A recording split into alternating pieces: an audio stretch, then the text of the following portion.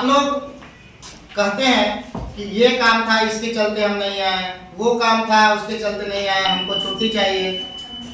तो आज हम लोग जानेंगे कि विद्या हमारे लिए कितना उपयोगी है।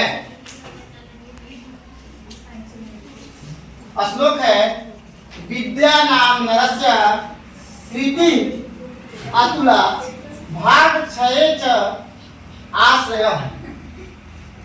मतलब कि विद्या जो है, विद्या प्राप्त करने वाले लोगों की जो कृति होती है वो अतुलनीय होती है। उस कृति को कभी तौला नहीं जा सकता है। भाग क्षये च आश्रयः मतलब जब भाग समाप्त हो जाता है, भाग जब काम नहीं करता है, तब हमें आश्रय प्रदान करने का कार्य विद्या करती है। धेनु काम दुधा रतिश्च विरहे मतलब काम धेनु के समान है, काम धेनु के समान है। और जब विरह होता है, जब हमें दर्द होता है, तब विद्या हमें रति प्रदान करती है। रति का मतलब प्रेम प्रदान करती है। नेत्रम तृतीय चसा और मनुष्य का तीसरा आँख विद्या है। सत्काराय तणम, सत्काराय तणम का मतलब होता है कि सत्कार, स्वागत सत्कार होता है, वो सत्कार का ये मंदिर है।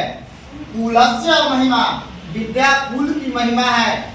अगर कोई एक व्यक्ति एक कुल में अच्छा कार्य करता है तो उस कुल का, उसके माँ का, उसके पिताजी का, उसके दादाजी का, उसके दादी जी का, सबका नाम जो है वो ऊंचा होता है, सबका सम्मान बढ़ता है।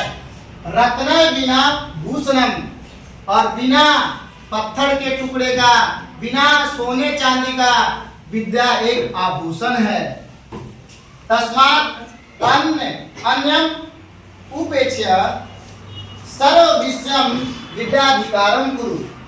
इसलिए हमें सभी अन्य कार्यों को, सभी अन्य कामों को त्याग करके, छोड़ करके और विद्या का ग्रहण करना चाहिए, क्योंकि विद्या को किसी के द्वारा तौला नहीं जा सकता है।